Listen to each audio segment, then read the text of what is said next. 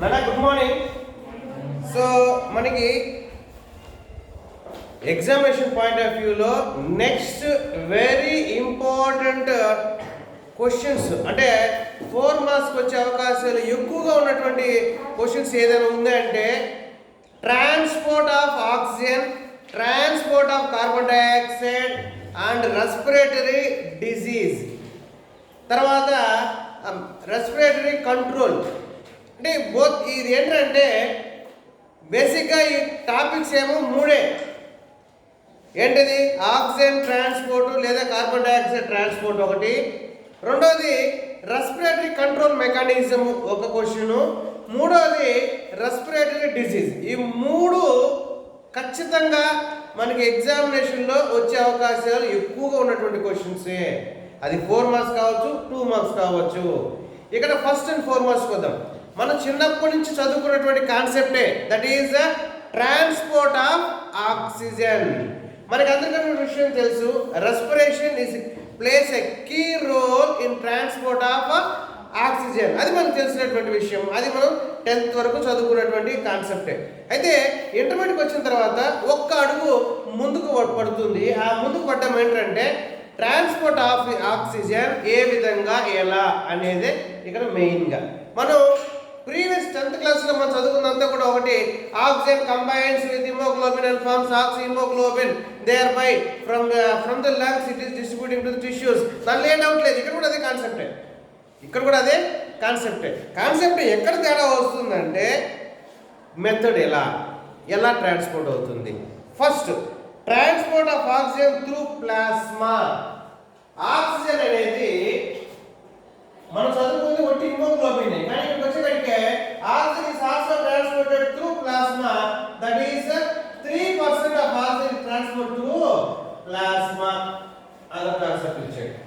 ఇది మనం ఇందులో ఎప్పుడు చదువుకోలేదు. The concept in dissolved state. So oxygen will be transported to all body parts from the lungs in a dissolved state in plasma. This is the first concept మనం నేర్చుకుంది.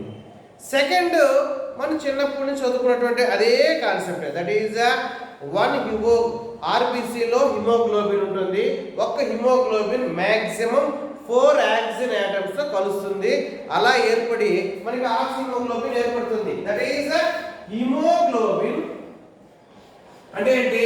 97% of haemoglobin అనేది oxy haemoglobin గా ఏర్పడి ఎక్కడ? Lungs దగ్గర oxy haemoglobin గా ఏర్పడి ఎక్కడ? లంగ్స్ దగ్గర ఆక్సి హిమోగ్లోబిన్ గా ఏర్పడి అలా బ్లడ్ సర్క్యులేషన్ తో పాటు అది వెళ్తుంది. ఇది మనం 10th లో చదువుకుంది, ఇక్కడ కొత్త ఏం లేదు.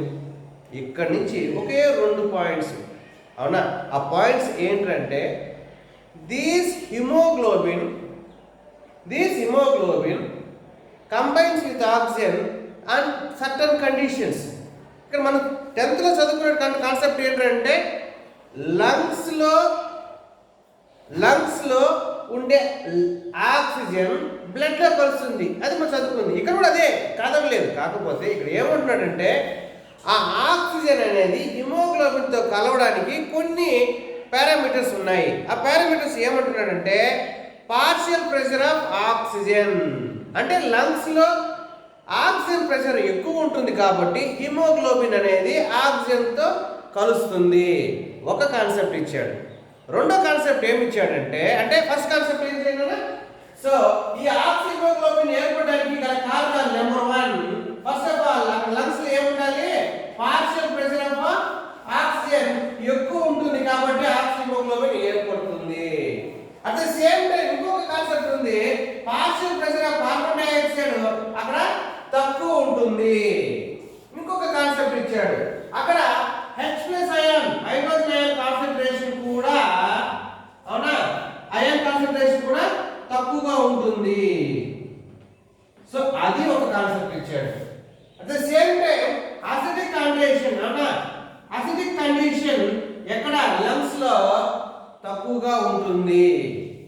కాబట్టి so the blood which is circulating in the lungs will have low acidic concentration, low H+ concentration, అవునా?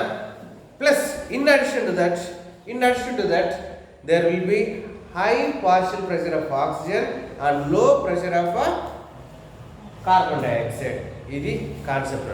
దీనికి ఒక గ్రాఫ్ ఇచ్చేసాడు. ఆ గ్రాఫ్ పేరు ఏంటంటే oxygen haemoglobin dissociation curve. Oxygen haemoglobin dissociation curve ఇచ్చాడు. ఈ కర్వ్ ఏం చెప్తుందంటే ఆ curve there is a graph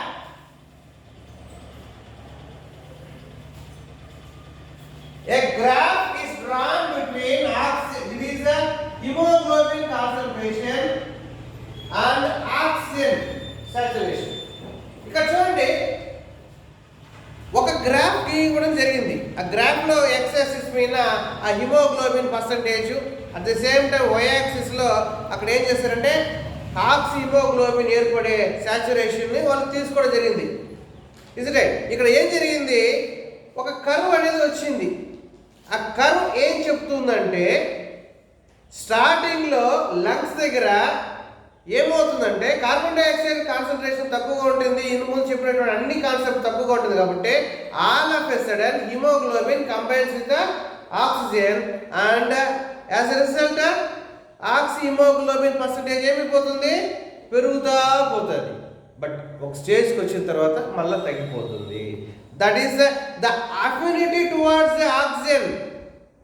haemoglobin affinity అంటే ఏంటి, హిమోగ్లోబిన్ ఆక్సిజన్ కలిసి ఉండేటువంటి పర్సంటేజ్ కాన్సన్ట్రేషన్ ఒక సర్టన్ లెవెల్ దగ్గర తగ్గిపోతుంది. దాన్నే సిగ్మాయిడ్ కర్వ్. అక్కడికి వచ్చేసిన తర్వాత చూడండి ఇక్కడ స్లోగా కాన్సన్ట్రేషన్ ఒక్కసారిగా పైకి పెరిగిపోయింది, ఆ తర్వాత కాన్స్టెంట్ గా ఇలా పోతుంది. దానికి ఒకటే కారణం ఉంటున్నాడు, ఈ యొక్క ఆక్సిజన్ అనేది బ్లడ్లో పోతూ ఉంటుంది. అక్కడి నుంచి అది ఎక్కడికి పోతుందంటే టిష్యూస్ దగ్గర పోతుంది. టిష్యూస్ దగ్గర సెల్యులార్ రెస్పిరేషన్స్ అనేవి జరిగాయి కాబట్టి అక్కడ కార్బన్ డైఆక్సైడ్ అనేది రిలీజ్ అవుతుంది. అంటే టిష్యూస్ దగ్గర కార్బన్ డైఆక్సైడ్ కాన్సన్ట్రేషన్ ఎక్కువగా ఉంటుంది కాబట్టి అసిడిక్ కండిషన్ ఉంటుంది కాబట్టి H+ కాన్సన్ట్రేషన్ ఎక్కువ ఉంటుంది కాబట్టి అక్కడ ఏమవుతుందంటే ఆల్రెడీ ఆక్సి హిమోగ్లోబిన్ అనేది ఫర్దర్గా కలవడం అనేది జరగదు. ప్లస్ ఏమవుతుందంటే డిసోసియేషన్ జరుగుతుంది. అక్కడ కాన్సెప్ట్ మరొకసారి చెప్తాను చూడండి. ఆక్సి హిమోగ్లోబిన్ కలవడానికి కారణాలు ఏంటి అనేది మనం చెప్పుకున్నాం. ఏంటిది, ఆక్సిజన్ హిమోగ్లోబిన్ కలవడానికి ముఖ్య కారణము ఆక్సిజన్ ప్రెషర్ ఎక్కువ ఉండాలి, కార్బన్ డైఆక్సైడ్ ప్రెషర్ తక్కువ ఉండాలి, అసిడిక్ కండిషన్ ఉండకూడదు, H+ అయాన్స్ ఉండకూడదు. ఇలాంటి కండిషన్స్లో ఎక్కువ ఆక్సి హిమోగ్లోబిన్ ఏర్పడుతుంది. ఏర్పడేటువంటి ఆక్సి హిమోగ్లోబిన్ మళ్ళీ ఎక్కడికి వచ్చి చేరుతుందంటే టిష్యూస్ దగ్గరికి పోతుంది. టిష్యూస్ దగ్గర రివర్స్ కండిషన్. ఏం కండిషను, అక్కడేమో carbon dioxide concentration that is the partial pressure of carbon dioxide will be more, oxygen pressure తక్కువ, plus acidic condition, plus H+ concentration ఎక్కడ ఉంటుంది, ఆ యొక్క టిష్యూస్ దగ్గర ఉంటుంది. కాబట్టి అక్కడ ఏమవుతుంది, ఆక్సి హిమోగ్లోబిన్ కాస్త ఏమైపోతుంది, మళ్ళీ విడిపోవడం అనేది జరుగుతుంది. అంటే ఫర్దర్గా ఇంక్రీజ్ అవ్వడం అనేది జరగదు. ఏర్పడిందే టిష్యూస్ దగ్గర పోయిన తర్వాత డిసోసియేట్ అవుతుంది. అంటే ఇక్కడేమో అడిషన్ జరుగుతుంది, అక్కడేమో ఏమవుతుంది, డిసోసియేషన్ జరుగుతుంది. ఇక్కడ ఆక్సిజన్ హిమోగ్లోబిన్ రెండు కలుస్తుంది లంగ్స్ దగ్గర, టిష్యూస్ దగ్గర డిసోసియేట్ అవుతుంది. అంటే ఇక్కడ ఎంత కలుస్తుందో అక్కడ కూడా అంతే విడిపోతుంది. కాబట్టి ఓ రేంజ్కి వచ్చిన తర్వాత ఒక స్ట్రైట్ లైన్ వస్తుంది. మనకి పేజ్ నెంబర్ చూడండి, పేజ్ నెంబర్ 30లో ఆ డిసోసియేషన్ కర్వ్ చూడండి, స్ట్రైట్ అవుతున్నట్టు కనబడుతుంది. సో దీన్నే ఆక్సిజన్ డిసోసియేషన్ కర్వ్ అంటారు. దీనికి ఒక డెఫినేషన్ ఒకటి ఇచ్చారు నేను, బోర్స్ ఎఫెక్ట్. 2 మార్క్స్కి వచ్చే క్వశ్చన్. 2 మార్క్స్ క్వశ్చన్ ఏంటంటే increase of carbon dioxide in the blood and decrease of pH in the blood results in the reduction of affinity of hemoglobin for oxygen. So Bohr effect ఏమంటుందంటే, bore effect ఏం చెప్తుందంటే oxygen combine అవ్వడము దేని మీద depend అవుతుందంటే అక్కడ the affinity of oxygen towards hemoglobin will be reduced when there is a high amount of partial pressure of carbon dioxide and pH concentration అంటే acidic concentration. So ఇదే దాన్ని బోర్ ఎఫెక్ట్ అని అంటారు. అర్థమైంది నాన్న? సో ఆక్సిజన్ డిసోసియేషన్ కర్వ్ ఒకటే depend. మీరు short ఫామ్లో నేర్చుకోవాల్సింది ఒకటే. మనం చదువుకున్నటువంటి చిన్నప్పటి నుంచి కాన్సెప్ట్ అదే. ఆక్సిజన్ హిమోగ్లోబిన్ కలుస్తుంది, ఆక్సి హిమోగ్లోబిన్ ఏర్పడుతుంది, అది మామూలు కరెక్టే. కానీ ఆ ఆక్సి హిమోగ్లోబిన్ ఏర్పడడానికి గల కారణాలు ఏంటి అని మనం ఇప్పుడు చెప్పాము. That is partial pressure of oxygen ఎక్కువ ఉండాలి, కార్బన్ డైఆక్సైడ్ తక్కువ ఉండాలి, అసిడిక్ కాన్సన్ట్రేషన్ తక్కువ ఉండాలి, తర్వాత హెస్పెసైడ్స్ తక్కువ ఉండాలి. ఇవి మామూలుగా. అదే సేమ్ రివర్స్ టిష్యూస్ దగ్గరికి పోతే అక్కడ కార్బన్ డైఆక్సైడ్ టిష్యూస్ దగ్గర పోయే సిచ్యువేషన్ మారిపోతుంది. కార్బన్ డైఆక్సైడ్ ప్రెషర్ ఏమో ఎక్కువ ఉంటుంది, that is partial pressure of carbon dioxide ఎక్కువ ఉంటుంది. pH కాన్సంట్రేషన్ ఏమవుతుంది, తక్కువగా ఉంటుంది. అంటే అసిడిక్ కండిషన్ వస్తుంది. ఇంకొక పాయింట్ అన్నిటికన్నా టెంపరేచర్ మన టిష్యూస్ లో ఎక్కువ ఉంటుంది when compared to లంగ్స్ దగ్గర ఉన్నటువంటి temperature. So three things help are can say aid in oxygen combination or removal. అంటే ఒక హిమోగ్లోబిన్ ఆక్సిజన్తో కలవాలంటే 3 ఫ్యాక్టర్స్, సింపుల్గా చెప్పాలంటే 3 factors. Number 1 partial pressure, number 2 acidic concentration, అవునా? తర్వాత ఏనా pH, that is temperature. So partial pressure, temperature and acidic concentration, ఈ 3 concentration దానిపైన ఆక్సిజన్ డిసోసియేషన్ కర్వ్ సంబంధం ఉంటుంది. ఒకటి బోర్ ఎఫెక్ట్ కూడా ఏం చెప్పాడు, ఆక్సిజన్ హిమోగ్లోబిన్ కలవాలి. అది దేని మీద ఆధారపడుతుంది, ఒక్కొక్కసారి దేని మీద ఆధారపడుతుందంటే ఆ యొక్క కార్బన్ డైఆక్సైడ్ ప్రెషర్ కానీ ఎక్కువ ఉంటే, కార్బన్ డైఆక్సైడ్ ప్రెషర్ ఎక్కువ ఉన్నా అసిడిక్ కాన్సన్ట్రేషన్ తక్కువగా ఉంటే, అసిడిక్ కాన్సన్ట్రేషన్ అంటే pH value, that is the pH value. pH value మనకు తెలిసిందే కదా, 7 ఉంటే న్యూట్రల్, 7 కన్నా తక్కువ ఉంటే అసిడిక్, దానికన్నా ఎక్కువ ఉంటే బేసిక్. ఆడ pH వాల్యూ తక్కువ అంటే అర్థం ఏంటంటే acidic condition, pH acidic condition. So next temperature ఎక్కువ ఉంటే కూడా ఏమవుతుంది అంటున్నాడు, ఈ ఆక్సిజన్ అనేది హిమోగ్లోబిన్తో కలవదు అనేది బోర్ ఎఫెక్ట్ ఇచ్చినటువంటిది థియరీ. ఇంకొక కాన్సెప్ట్ ఒక నోట్లో ఒకటి ఇచ్చాను. ఆ నోట్ ఏం చెప్తున్నాడంటే, గమ్మత్తైనటువంటి విషయం ఏంటంటే ఆక్సిజన్ పార్షియల్ ప్రెషర్ 100 ఉన్నప్పుడు మన శరీరంలో 97% ఆక్సిజన్ హిమోగ్లోబిన్ కలుస్తుందంట. ఎక్కడ? లంగ్స్ దగ్గర. అంటే 100 mg ప్రెషర్ ఉన్నప్పుడు ఆక్సిజన్ 100 mg ఉన్నప్పుడు ఏది oxygen concentration, oxygen partial pressure ఉన్నప్పుడు 100 mg partial pressure of oxygen ఉన్నప్పుడు మన లంగ్స్ దగ్గర 97% దాకా ఆక్సిజన్ హిమోగ్లోబిన్ కలిసి ఆక్సి హిమోగ్లోబిన్ ఏర్పడుతుంది. అక్కడి నుంచి అది ఎక్కడికి పోతుంది, లంగ్స్ దగ్గరికి పోతుంది. లంగ్స్ దగ్గర మనకి ఎంత ప్రెషర్ ఉంటుందంటే 40 mg ఉంటుంది. ఆ 40 mg దగ్గరికి పోయిన తర్వాత ఏర్పడినటువంటి ఈ యొక్క ఆక్సి హిమోగ్లోబిన్ 75% తగ్గిపోతుంది. అంటే అర్థమేంటంటే ఒక 100లో 75% మాత్రము ఆక్సి హిమోగ్లోబిన్ అలానే ఉంటుందంట. ఒక 25% మాత్రమే టిష్యూస్కి ఇవ్వబడుతుంది. దీన్ని బట్టి అర్థం ఏంటంటే వాడు కాన్సెప్ట్ ఇచ్చాడు, 4/5 కాన్సెప్ట్ ఇచ్చాడు. 4/5 కాన్సెప్ట్ ఇచ్చాడు.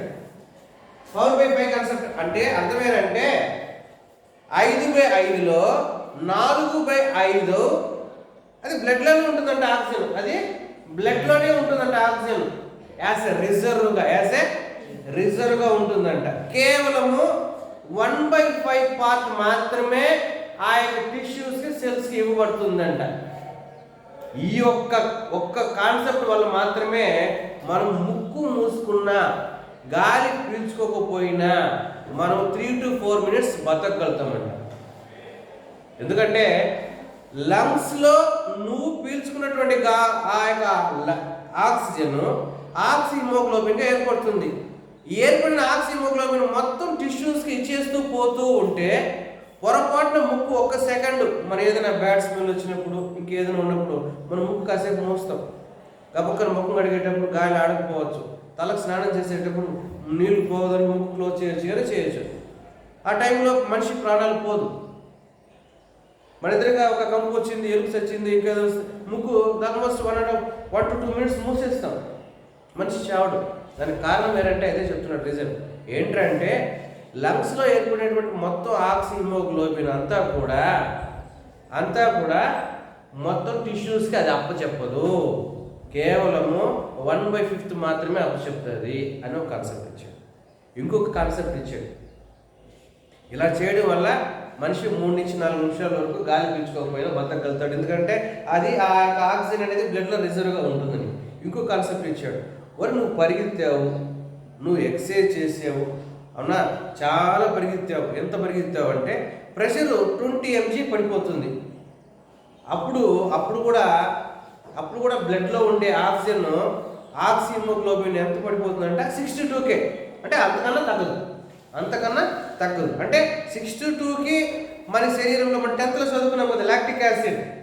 ఒక వ్యక్తి పరిగెత్తాడు, అతని బ్లడ్లో లాక్టిక్ యాసిడ్ అనేది అక్యుములేట్ అయింది. కారణం ఏంటంటే గ్లూకోజ్ అనేది పార్షల్ ఆక్సిడేషన్ జరిగింది, పైరువిక్ యాసిడ్ దగ్గర ఆగిపోయింది, అవునా, పైరువేట్ కాంపౌండ్ దగ్గర ఆగిపోయింది. సో ఇక్కడ కూడా అదే కాన్సెప్ట్ చెప్తారు. సో ఇది కాన్సెప్ట్ నాన్న, అర్థమైందా? సో మనం ఎందుకు బతకగలుగుతున్నామంటే మనం పీల్చుకున్నటువంటి ఆక్సిజన్ హిమోగ్లోబిన్తో కలుస్తుంది, కలిసిన తర్వాత ఆక్సిజన్ హిమోగ్లోబిన్ ఏర్పడింది మొత్తం టిష్యూస్కి ఏకంగా ఇచ్చేయడం లేదు, దాంతోనే ఉంచుకుంటా ఉంది. కేవలము 1/5 పార్ట్, దట్ ఈస్ 70% దీంట్లోనే ఉంచుకుంటుంది, మిగతాదని పెడుతుంది. అది ఆక్సిజన్ ట్రాన్స్పోర్ట్. నెక్స్ట్ ఇంకోటి గురించి carbon dioxide transport. Carbon dioxide transport అనేది 3 వేస్లో జరుగుతుంది. First wave in dissolved state, that is 7% of carbon dioxide is carried in dissolved stage, that is through plasma ద్వారా ఇది 77%. Best ఎక్కడ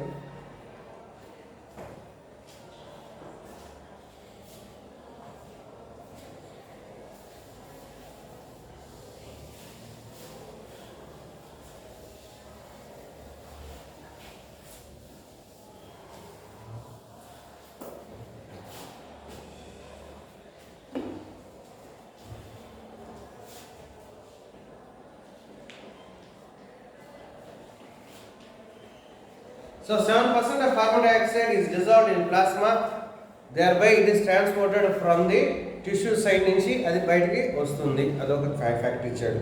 రెండోది యాస్ కార్బినో కాంపౌండ్స్.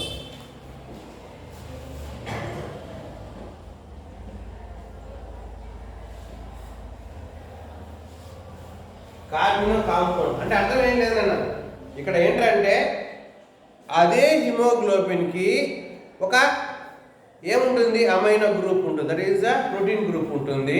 అంటే haemoglobin ఉంది, దానికి అటాచ్డ్గా అమైనో గ్రూప్ ఉంది. ఆ అమైనో గ్రూప్కి కార్బన్ డైఆక్సైడ్ కలుస్తుంది, కలిసి ఈ విధంగా కార్బన్ డైఆక్సైడ్ ట్రాన్స్పోర్ట్ అవుతుంది. అది ఎంత అంట 20 to 25%. అర్థమైంది లేదా? హిమోగ్లోబిన్ అంటే ఇక్కడ చూడండి, మనం ఎంతసేపు ఏమనుకున్నాము, హిమోగ్లోబిన్ అనేది ఒక రెస్పిరేటరీ పిగ్మెంట్, అది ఒక protein, that is a protein. ఆ ప్రోటీన్కి అటాచ్ అవుతుందంట ఈ యొక్క కార్బన్ డైఆక్సైడ్. ఎలా అటాచ్ అవుతుందంట, Hp-NH2 + CO2.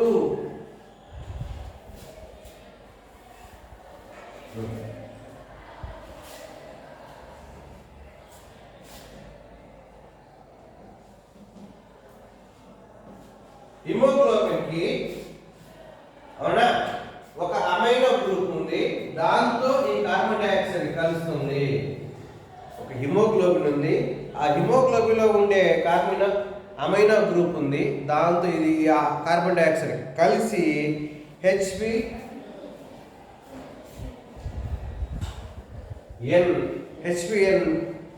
HCOO plus H+ అంటే ఈ ఫార్మేట్గా. మీకు ఇంకా గమ్మత్తైనటువంటి విషయం ఏంటంటే ఈ యొక్క హిమోగ్లోబిన్ని యాంఫోట్రిక్ కాంపౌండ్ అంటారు.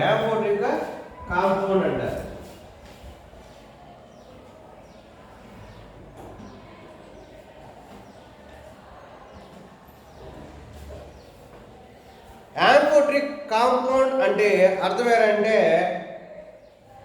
ఒక మిరాక్లెస్, ఒకసారి యాసిడ్గా బిహేవ్ చేస్తుందంట, ఒకసారి బేసిక్గా అంటే ఒకసారి యాసిడిక్ లాగా బిహేవ్ చేస్తుంది, ఒకసారి బేసిక్గా బిహేవ్ చేస్తుంది. అట్ ద సేమ్ టైం దీనికి హిమోగ్లోబిన్కి ఇంకొక గమ్మత్తైనటువంటి పదం ఉంది, యాక్ట్స్ ఎస్ ఏ బఫర్. బఫర్ అంటే మీకు తెలుసు కదా నాన్న,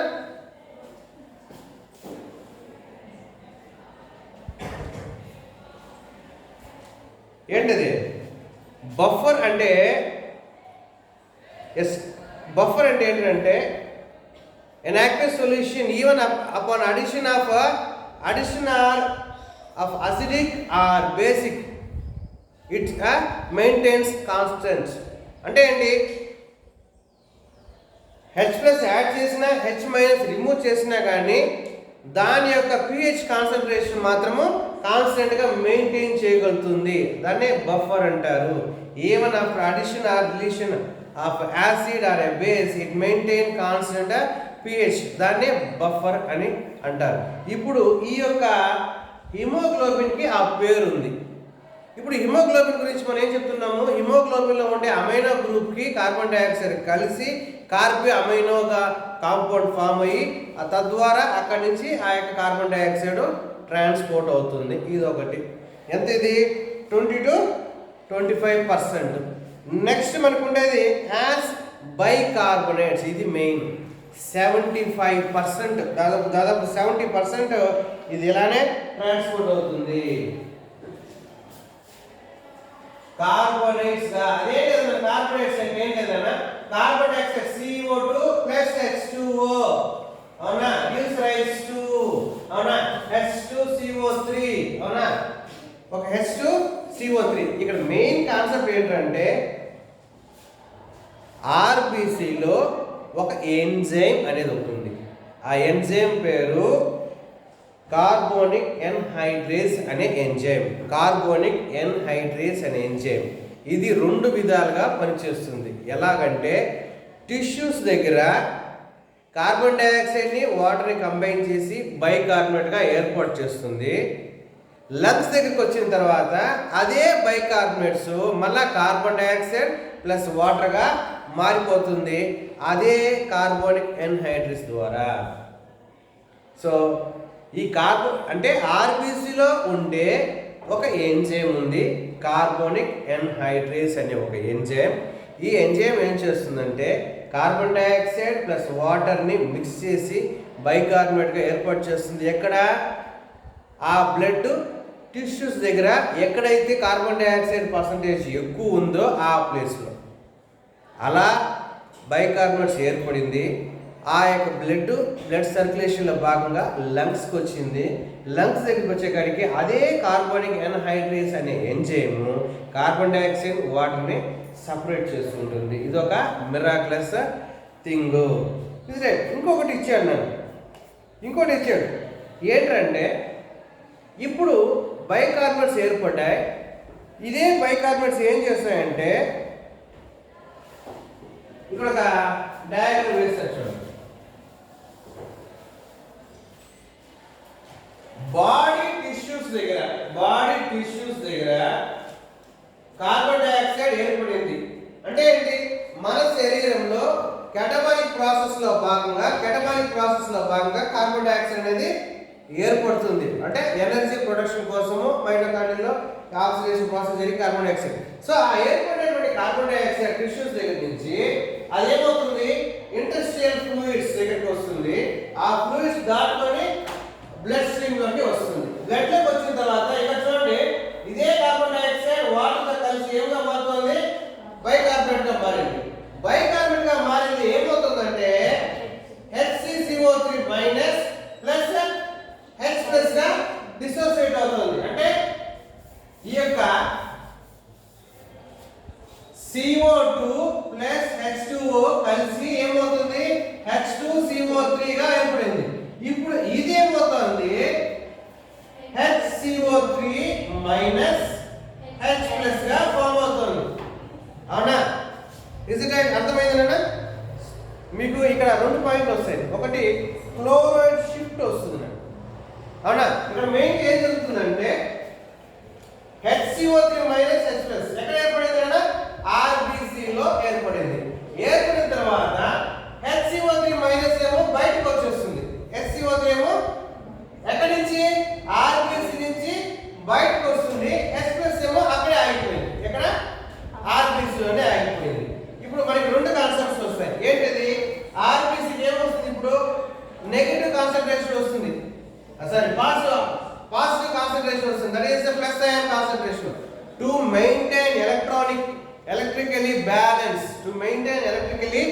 బ్యాలెన్స్ ప్లాస్మాలో ఉండే Cl మైనస్ దీంట్లోకి వెళ్ళి కలుస్తుంది. అప్పుడు అది న్యూట్రల్ అవుతుంది. దాన్ని క్లోరైడ్ షిఫ్ట్ అంటారు. మరొకసారి చెప్తాను చూడనా.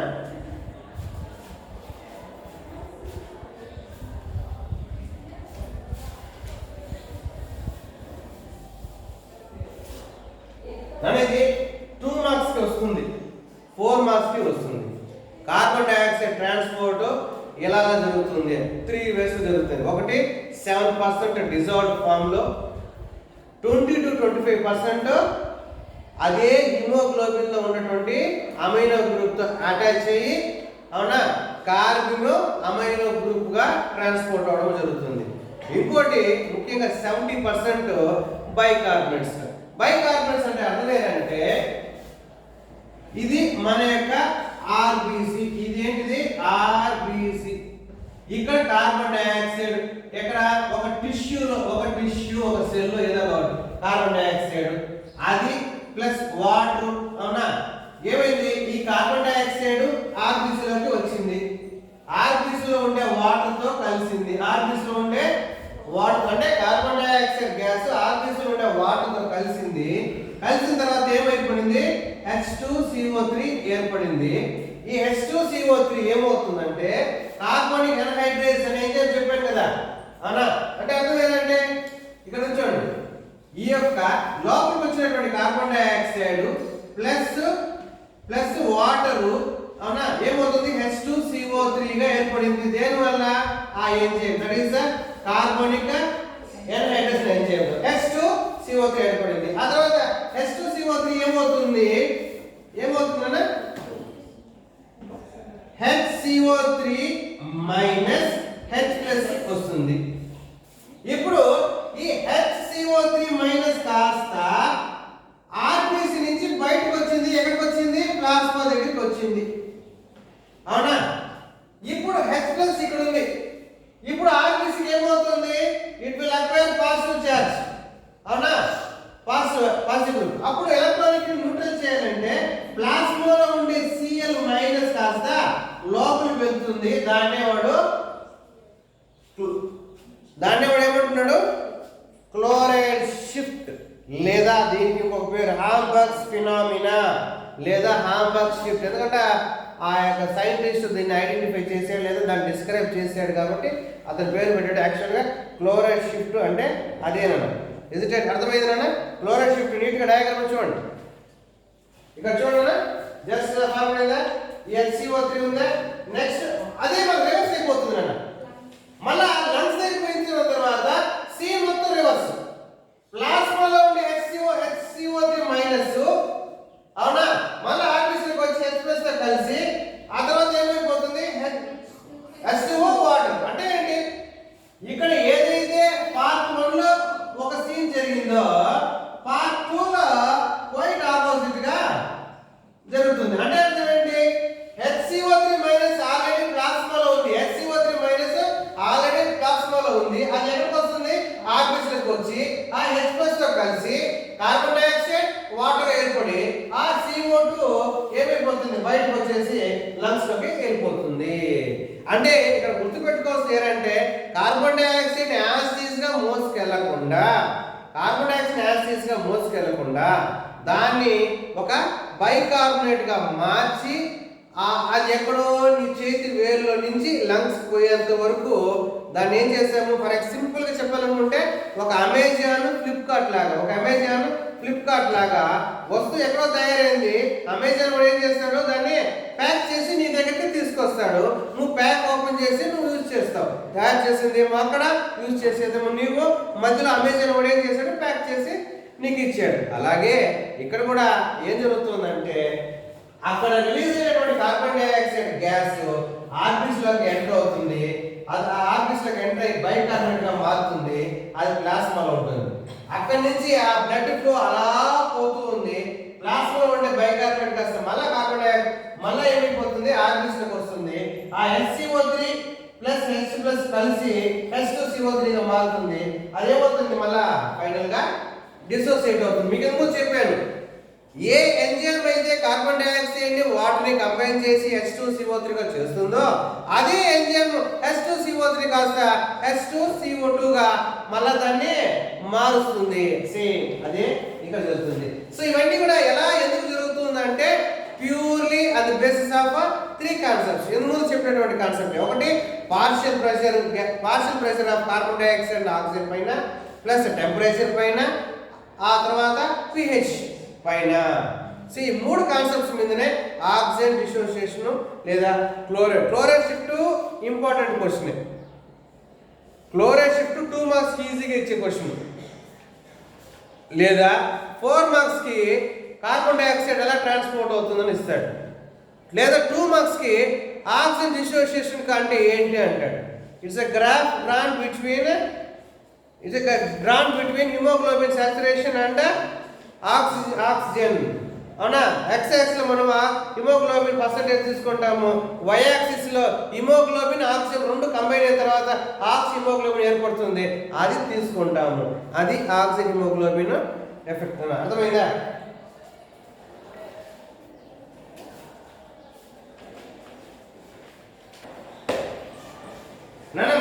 మనకి నెక్స్ట్ 4 మార్క్స్ వచ్చే అవకాశం ఉన్నటువంటి క్వశ్చన్ ఏంటంటే రెగ్యులేటరీ మెకానిజం. అంటే మన యొక్క రెస్పిరేషన్ రెగ్యులేషన్. ఇక్కడ మనకి అందరికీ తెలిసినటువంటి వాస్తవం ఏంటంటే రెస్పిరేషన్, సర్క్యులేషన్, డైజెషన్ అవునా, ఇవన్నీ కూడా ఏంటంటే ఇన్వాలంటరీ యాక్షన్స్. అంటే ఏంటి, మన యొక్క ఆధీనంలో లేనటువంటిది. మనం ఎప్పుడు కూడా మన శ్వాస పీల్చుకోవాలనే ఆలోచన మనకు రాదు. మన పనులు మనం చేసుకొని పోతూ ఉంటాం. గుండె కూడా అదిష్టంగా అది కొట్టుకుంటూ పోతూ వస్తూ ఉంటుంది. డైజెషన్ అదిష్టంగా జరుగుతూ ఉంటుంది. So respiration is an involuntary action which is not in our control. మన యొక్క విల్లో లేదు. రెస్పిరేషన్ కావాలంటే మనం శ్వాస ఎక్కువగా పీల్చుకోవచ్చు లేదా త్వరగా పీల్చుకోవచ్చు, ఇవన్నీ చేయొచ్చేమో, కానీ it's under the purely involuntary action. Number 1 first condition. బ్రెయిన్లో మెడుల్లా అబ్లాంగేటా అనే ఒక పార్ట్ ఉంది. అది మన యొక్క రెస్పిరేషన్ని పర్యవేక్షిస్తూ ఉంటుంది. మెయిన్ రెస్పిరేటరీ రిథమ్ సెంటర్ అంటే ఏదంటే మన యొక్క బ్రెయిన్లో medulla oblongata which is looking after our respiration. Next ఇంకొకటి ఉంది నాన్న, పోనస్. ఇది మెడుల్లా అబ్లాంగేటాకి ఇది మెడుల్లా అబ్లాంగేటా. దీనికి సెరిబెల్లంకి మధ్యలో ఈ యొక్క ప్లేస్ లో పోనస్ వరులా అనేది ఒకటి ఉంటుంది. అది ఒక రెస్పిరేషన్ సంబంధించినటువంటి బ్రెయిన్ లో ఒక పార్ట్. దీన్ని నిమోటాక్సిక్ అంటారు. అవునా, ఇక్కడ టాక్సిక్ సెంటర్. ఇది ఏమి చేస్తుంది అంటే మనం గాలి పీల్చుకుంటున్నాము. అవునా, మనం ఒక స్థాయి వరకే గాలి పీల్చుకోగలుగుతాం. మా తర్వాత మనం గాలి పీల్చుకోము, ఆగిపోతాం. పీల్చుకరా గాలి అంటే ఇంకెక్కడ పీల్చుకునేసారు, నా వల్ల కాదంటాం. ఎందుకంటే లంగ్స్ ఎక్స్పాండ్ అనేది అనిపిస్తుంది, రిబ్స్ బాగా ఎక్స్పాండ్ అని అనిపిస్తుంది, అక్కడికి ఆగిపోతుంది మనం శక్తి వినియోగించి చేస్తున్నట్టయితే. అయితే ఈ యొక్క బ్రెయిన్లో ఉన్నటువంటి ఈ యొక్క పోనస్, దట్ ఈస్ నిమోటాక్సిక్ సెంటర్ అంట. నిమోటాక్సిక్ సెంటర్ ఏం చెప్తుందంటే it determines the duration of inspiration duration. ఎంతవరకు గాలి పీల్చుకోవాలి మనకి అందరికీ ఒక ఫ్యాక్ట్ తెలుసు. ఏంటది, 1 మినిట్కి మన యొక్క లంగ్స్ 12 నుంచి 16 టైమ్స్ గాలి పీల్చుకొని మనం గాలి వదులుతాం. అవునా, అంటే ఆ యొక్క ఇన్స్పిరేషన్ డ్యూరేషన్ డిఫైన్ చేసేది ఎంతే చెయ్యి, దీనికన్నా ఎక్కువ గాలి పీల్చుకోక అది కరెక్ట్ కాదు అని చెప్పేది ఏదైనా ఉందంటే బ్రెయిన్లో ఉండే pneumotaxic centre, that is the pons which is present in between medulla oblongata and cerebellum మధ్యలో ఉండేటటువంటి ఒక టిష్యూ భాగము. ఇది ఒకటి. నెక్స్ట్ ఇంకొకటి ఉంది కీమో సెన్సిటివ్ భాగము. ఎలాగైతే రెస్పిరేటివ్ రిథమ్ దట్ ఈస్ మెడులా ఆబ్లింగేటా ఉందో దానికి పక్కనే అడ్జసెంట్ అంటారు. దానికి ఆపోజిట్ అంటే దానికి ఎదురుగానే, అడ్జసెంట్ దానికి పక్కనే ఇంకొక సెంటర్ ఉంది. దాన్ని ఏమంటారంటే కీమో సెన్సిటివ్. దీని ముఖ్యమైనటువంటి పని ఏంటంటే బ్లడ్లో కార్బన్ డైఆక్సైడ్ కాన్సన్ట్రేషన్ కావచ్చు, హైడ్రోజన్ అయాన్ కాన్సన్ట్రేషన్ కావచ్చు ఎక్కువ అవుతే ఇమీడియట్గా అది ఏం చెప్తుందంటే ఆ ఇన్ఫర్మేషన్ని మెడులా ఆబ్లింగేటాకి పాస్ చేసి తద్వారా అక్కడి నుంచి లంగ్స్ సిగ్నల్ వెళ్తుంది, ఒరే బ్లడ్లో carbon dioxide hydrogen ion concentration పెరిగిపోతుంది, ఇమ్మీడియట్గా that has to be eliminated from the body. దానికి ఏం చేయాలి? లంగ్స్ శ్వాస ఎక్కువగా తీసుకోవాలి. ఫర్ ఎగ్జాంపుల్ మీకు ఒక పాయింట్ చెప్తాను చూడండి. మనం నిద్ర లేవగానే అంటాం, ఎందుకంటాం తెలుసు మీకు?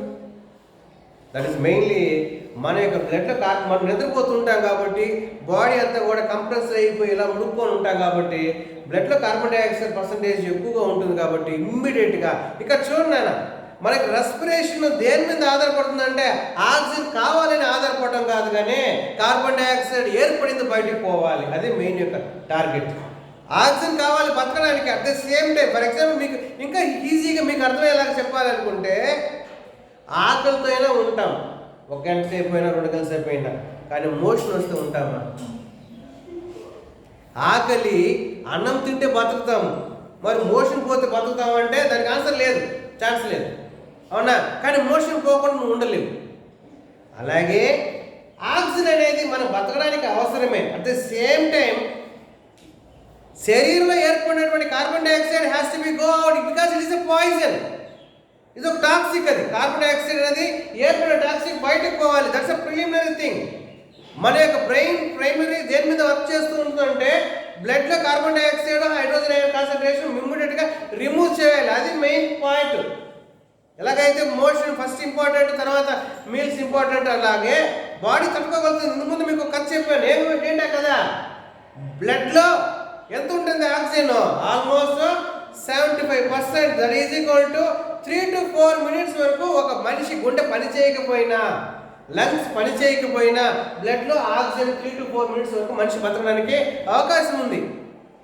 కానీ కార్బన్ డైఆక్సైడ్ అక్యుములేట్ అయిపోతే మనిషి ఆ టాక్సిక్తోనే చచ్చిపోతారు. కాబట్టి దానిపైన ప్రత్యేకమైనటువంటి నిఘా వ్యవస్థ ఉన్నట్టు ఇక్కడ ఏముందంట, ఆ యొక్క మెడులా ఆబ్లింగేటాతో అటాచ్ అయినటువంటి కీమో సెన్సిటివ్ పోర్షన్ ఉంది. అది ఏం చేస్తుందంటే బ్లడ్లో కార్బన్ డైఆక్సైడ్ కానీ హైడ్రోజన్ అయాన్ కాన్సన్ట్రేషన్ కానీ పెరిగిపోతే ఇమీడియట్గా ఆ సెన్స్ చేసి ఇమీడియట్గా బ్రెయిన్ ఆ యొక్క మెడులా ఆబ్లింగేటా చెప్పి తద్వారా త్వరగా ర్యాపిడ్గా రెస్పిరేషన్ జరిగి ఆ కార్బన్ డైఆక్సైడ్ హైడ్రోజన్ అయాన్ బయటకు పోవడానికి అది కీ రోల్ ప్రయత్నిస్తుంది.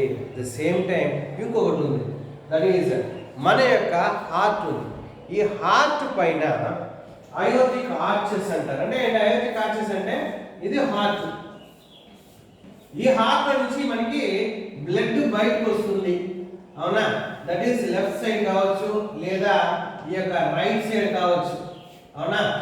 లెఫ్ట్ సైడ్ కావచ్చు రైట్ సైడ్. అయోటిక్ ఆర్చెస్ అంటారు. ఇప్పుడు అయోటిక్ ఆర్చెస్ లో బ్లడ్ పోతూ ఉంటుంది, ఆ బ్లడ్ పోతూ ఉంటుంది. ఈ పోతూ ఉన్నటువంటి బ్లడ్ లో కార్బన్ డైఆక్సైడ్ కానీ ఎక్కువైనా H+ కానీ ఎక్కువైనా ఇక్కడ ఉన్నటువంటి రిసెప్టార్స్, అంటే ఇక్కడ చూడండి ఎంత గమ్మత్తైనటువంటి విషయము. అంటే మన యొక్క హార్ట్లో నుంచి ఫస్ట్ వచ్చే పెద్ద బ్లడ్ వెసల్ లోపల రెసెప్టార్స్ ఉంటాయంట. ఆ రెసెప్టార్స్ కూడా గుర్తిస్తాయంట, అరే బ్లడ్లో కార్బన్ డైఆక్సైడ్ H+ కాన్సన్ట్రేషన్ ఎక్కువగా ఉంది అనే ఇన్ఫర్మేషన్ని బ్రెయిన్ పాస్ అయిపోతుంది. బ్రెయిన్ ఇమీడియట్గా లంగ్స్ చెప్తుంది, నువ్వు కాస్త ఎక్కువగా రెస్పిరేషన్ జరపాలి, స్లో అవుతున్నట్టుంది అని అవి అడ్జస్ట్ చేసుకుంటూ మన యొక్క రెస్పిరేషన్ జరుగుతుంది. ఫర్ ఎగ్జాంపుల్ మీరు పరిగెత్తున్నప్పుడు మీకు ఆయాసం వస్తుంటుంది. దాని కారణం ఏంటో మీకే తెలుసు. ఏంటది? మామూలుగా నడుస్తున్నప్పుడు నువ్వు పీల్చుకున్నటువంటి గాలి ఆ యొక్క గ్లూకోజ్ నుంచి వచ్చినటువంటి energy is equal to your walking. అంటే గాలి పీల్చుకున్నందువల్ల సెల్స్లోకి పోయి సెల్స్లో ఉండే గ్లూకోజ్ నుంచి ఎనర్జీ రావడము ఈక్వల్గా సరిపోయింది కాబట్టి నడుస్తున్నప్పుడు నీకు అలసట రాదు. అదే ఫాస్ట్గా పరిగెత్తావంటే ఎక్కువ ఎనర్జీ కావాలి, అట్ ది సేమ్ టైం నువ్వు ఎక్కువ గాలి పీల్చుకోలేవు. నీ మైండ్ కాన్సన్ట్రేషన్ అంతా కూడా దేని మీద ఉండదంటే ర్యాపిడ్గా పరిగెత్తాలని పైన కాన్సన్ట్రేషన్ ఉంది, ఎక్కువగా పరిగెత్తే అవకాశం కూడా లేదు. అలాంటి సందర్భాల్లో ఒక్క గ్లూకోజు 100 మీటర్లు పరిగెత్తే శక్తి ఇస్తే మామూలుగా నిదానంగా నడుచుకుంటూ పోతుంది. అదే కదా మనం ఏరోబిక్ రెస్పిరేషన్ చెప్పుకున్నాం. ఏరోబిక్ రెస్పిరేషన్లో అదే గ్లూకోజ్ మాలిక్యూల్లో ఎక్కువ ఏటీపీలు ఏర్పడతాయి, ఎక్కువ ఎనర్జీ వస్తుందని చెప్పుకున్నాం. ఎనర్బిక్ వచ్చే కాడికి ఏమవుతుంది మీకు అందరికి తెలిసిన గ్లూకోజ్ 2 స్టెప్లు ఆక్సిడేషన్ జరుగుతుంది. ఒకటి పైరువేట్ కాంపౌండ్ దగ్గర ఆగిపోతుంది, నెక్స్ట్ చివరిగా నెక్స్ట్ ఆక్సిజన్ అని ఉన్నట్టయితే carbon dioxide, water, high amount of energy వస్తుంది. ఏరోబిక్లో చెప్పుకున్నాం. ఇక్కడ కూడా అదే కాన్సెప్ట్ వస్తుంది. ఇక్కడ కూడా ఏమవుతుందంటే బ్లడ్లో ఆ యొక్క ఎందుకు చెప్పాను ఈ కాన్సెప్ట్, ఆ బ్లడ్లో ఆ యొక్క కార్బన్ డైఆక్సైడ్ ఏమైపోతుంది, ఆయాసం ఎందుకు వస్తుందంటే మీకు ఇందు ముందే చెప్పాను, ఆక్సిజన్ ట్రాన్స్పోర్ట్ ఎప్పుడు చెప్పాను, డ్యూరింగ్ విగరస్ ఎక్సర్సైజ్ అవునా కార్బన్ డైఆక్సైడ్ ఎక్కువ ప్రొడ్యూస్ అవుతుంది ర్యాపిడ్గా. ఎక్కువ గ్లూకోజ్ అంటే ఒక గ్లూకోజ్ 100 మీటర్ల శక్తి ఇవ్వాల్సింది కాస్త 50 గ్లూకోజ్లు 100 మీటర్కి కావాల్సిన శక్తి ఇచ్చాయంట. అంటే ఒకే ఒక గ్లూకోజ్ పూర్తిగా మండితే 100 మీటర్లకు శక్తి ఇస్తుంది ఆక్సిజన్ ఉన్నప్పుడు. కానీ పరిగెత్తేటప్పుడు అంతటి ఆక్సిజన్ మనం తీసుకో కాబట్టి 50 గ్లూకోజ్లు ఎంత శక్తి ఇస్తుంది, అదే 100 మీటర్లు. ఇప్పుడు 50 గ్లూకోజ్లో ఏమైంది, ఎక్కువ గ్లూకోజ్ అనేది వాడకం వచ్చింది, కార్బన్ డైఆక్సైడ్ పెరిగిపోయింది. ఆ పెరిగిపోయినటువంటి కార్బన్ డైఆక్సైడ్ ఆయాసం ద్వారా ఆ కార్బన్ డైఆక్సైడ్ ముక్కులో నుంచి నోట్లో నుంచి కార్బన్ డైఆక్సైడ్ గ్యాస్ బయటకు రావడము, ర్యాపిడ్గా గాలి లోపలికి పోవడము. ర్యాపిడ్గా అంటే మామూలుగా జరగాల్సినటువంటి 12 to 16 కాస్త అప్పుడు 30 to 40 వరకు పోతుంది. ఎందుకంటే అప్పుడు ఎక్కువగా ర్యాపిడ్గా గాలి పీల్చుకోవడము. Is it right? సో ఇది బేసిక్ నాన్న, ఇది అర్థమైంది. సో మన యొక్క బ్రెయిన్లో ఉండే మెడులా అబ్లాంగేటా మన రెస్పిరేషన్ని కంట్రోల్ చేస్తుంది. ఎలా కంట్రోల్ చేస్తుందంట, rate of respiration, depth of respiration. Rate of respiration అంటే ఏంటి, ఇది రెస్పిరేషన్, రేట్ ఆఫ్ రెస్పిరేషన్. త్వరగా గాలి పీల్చుకోవడం, త్వరగా గాలి వదలడాన్ని రేట్ ఆఫ్ రెస్పిరేషన్ అంటారు. డెప్త్ ఆఫ్ రెస్పిరేషన్ అంటే ఎంత ఎక్కువ పీల్చుకుంటామో, ఎంత ఎక్కువగా గాలి బయటకు వెళ్తామో దాన్నే డెప్త్ ఆఫ్ రెస్పిరేషన్ అంటారు. రేట్ ఆఫ్ రెస్పిరేషన్ అంటే ర్యాపిడ్గా గాలి పీల్చుకోవడం వదలదాన్ని రేట్ ఆఫ్ రెస్పిరేషన్. డెప్త్ ఎక్కువ గాలి పీల్చుకోవడము, ఎక్కువ గాలి వదలము. డెప్త్ మనం ఏం చేస్తాము, యోగా చేసేటప్పుడు అది రెండే చేస్తాము. ఒకటి రేట్ ఆఫ్ రెస్పిరేషన్ తగ్గిస్తాము, డెప్త్ ఆఫ్ రెస్పిరేషన్ పెంచుతాము. రేట్ ఆఫ్ రెస్పిరేషన్ అంటే ఏంటి, ఇలా గాలి పీల్చుకోవడానికే that is inhalation, that is ఇన్స్పిరేషన్కే ఒక 10 సెకండ్లు తీసుకుంటాము, ఎక్స్పిరేషన్కి ఒక 10 సెకండ్లు తీసుకుంటాము. అవునా, ఇలా తీసుకున్నప్పుడు ఏమైపోయింది, రేట్ ఆఫ్ రెస్పిరేషన్ 12 నుంచి 16 కాస్త ఓ 10కో 8కో పడిపోతుంది, 10కో 8కో పడిపోతుంది. అంటే రేట్ ఆఫ్ రెస్పిరేషన్ తగ్గిపోయింది. డెప్త్ ఆఫ్ రెస్పిరేషన్ చాలా ఎక్కువ పీల్చుకుంటున్నాము. అవునా, సార్ అది డెప్త్ ఆఫ్ రెస్పిరేషన్. ఇది నా రెస్పిరేషన్ కాన్సెప్ట్. నెక్స్ట్ కాన్సెప్ట్, ఇది కూడా ఎగ్జామ్కి వచ్చేది ఇక్కడే క్వశ్చన్ ఇంపార్టెంట్, చాలాసార్లు వచ్చినటువంటి క్వశ్చన్ ఏంటంటే రెస్పిరేటరీ సమస్యలు ఏవేవి అని అంటాడు. అవునా, ఒకటి ఆస్తమా. బేసిక్గా ఆస్తమా ఇది జనరల్గా చాలామందికి వచ్చేటటువంటిదే. ఇన్ఫ్లమేషన్ అంటే ఏంటో తెలుసా మీకు, మంట అనేది ఏంటి అలా అంటే ఏం లేదు, మనకు మంట అనేది అర్థం అవ్వాలంటే ఒక బ్లేడ్తో కానీ ఎక్కడైనా చిన్న దెబ్బ తగిలింది చక్కగా నిమ్మకాయ పిండండి, అప్పుడు మీరే చెప్తారు మంట అంటే ఏంటో. అవునా, దాన్నే మంట, దట్ ఈస్ ఇన్ఫ్లమేషన్ అంటారు. రెండవది స్పాజమ్స్ అంటారు. స్మూత్ మజిల్స్ కాంట్రాక్టెడ్ పొజిషన్లో చాలాసేపు ఉంటే దాన్ని స్పాజమ్స్ అంటారు. పెయిన్ వేరు, దెబ్బ తలక మీద ముట్టికాయ వేసినప్పుడు వచ్చే నొప్పి వేరు. మెడ పట్టేసింది, నడుము పట్టేసింది అంటారే, ఇలా ఉండడం. అవునా, దాన్ని స్పాజమ్స్ అంటారు. మనకి ఇక్కడ చూడండి కాన్సెప్ట్ ఒకటే గుర్తుపెట్టుకోండి. మనం ఇంతకుముందు చెప్పాను కదా, nostrils, nasal chamber, pharynx, larynx, trachea. ఇక్కడ మెయిన్ పాయింట్, ట్రకియా నుంచి ఏమొస్తుంది, ప్రైమరీ బ్రాంకై. ప్రైమరీ బ్రాంకై నుంచి బ్రాంక్యూల్స్ వస్తుంది, అది మనం చెప్పుకున్నాం అవునా కదా. సో ఈ యొక్క ట్రెకియా నుంచి primary bronchi, secondary primary bronchi, secondary bronchi, tertiary bronchi, చివరికి వచ్చేసరికి లాస్ట్ లో బ్రాంక్యూల్స్. అవునా, ఏం లేదన్నా ఆ బ్రాంక్యూల్స్ లోపల ఒక అలర్జీ వల్ల కావచ్చు, దేని వల్ల కావచ్చు.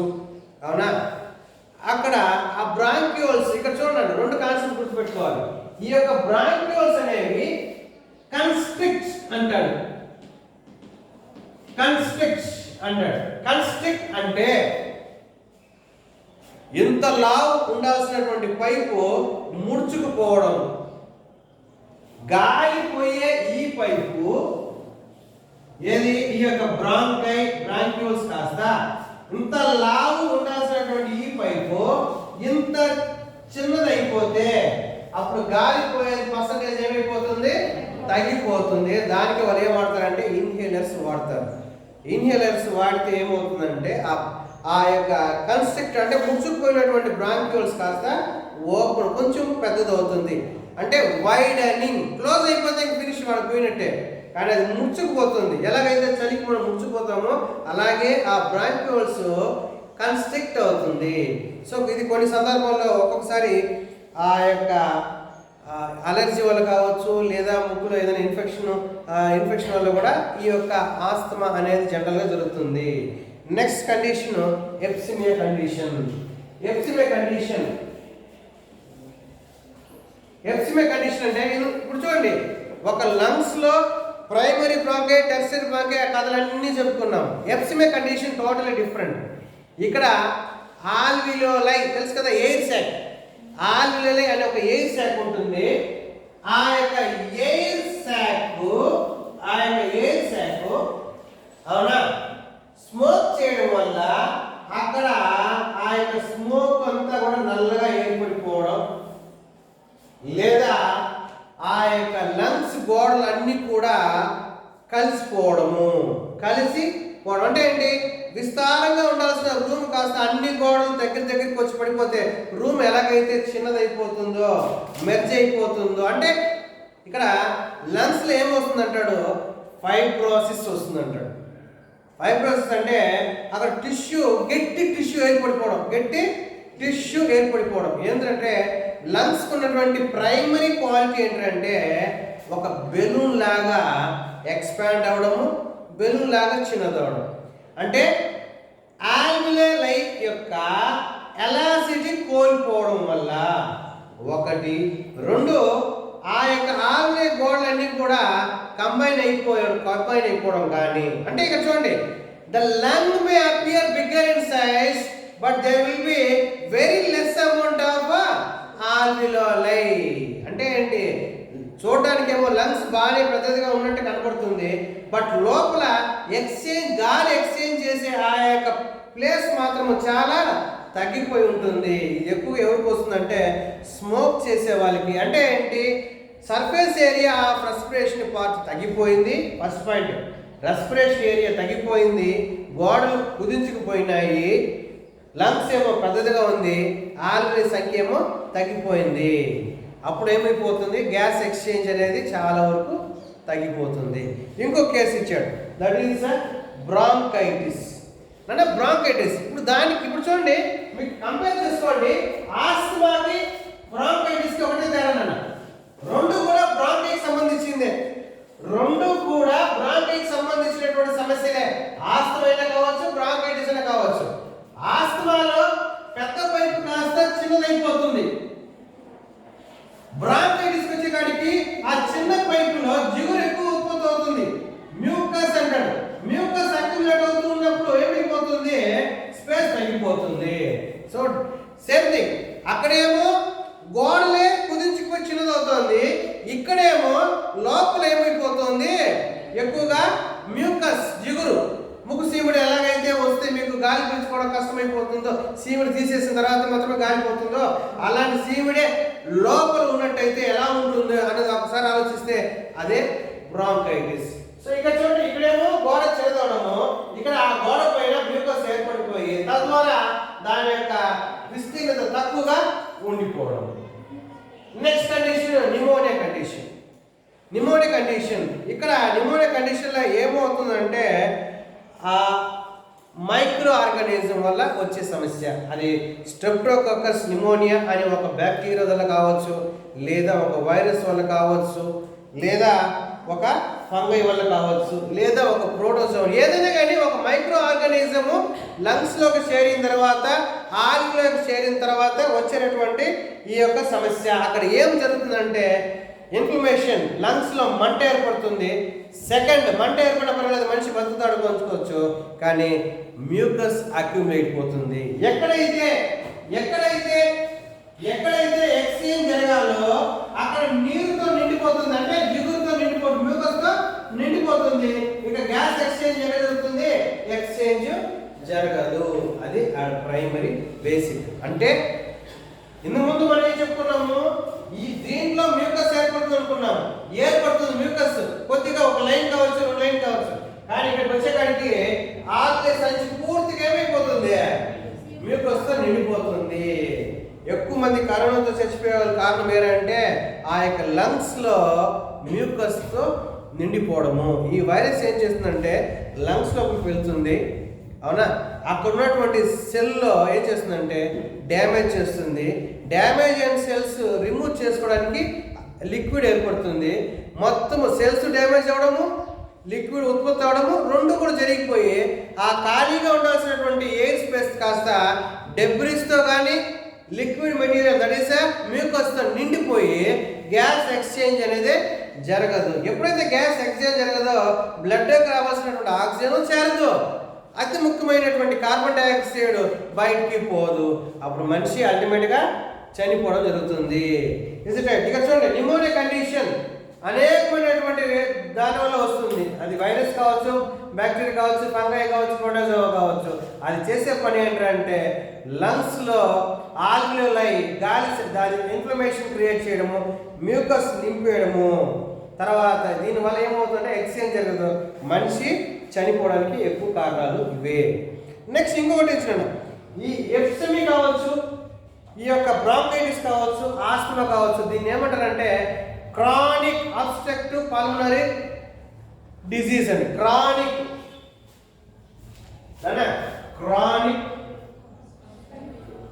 అబ్స్ట్రక్టివ్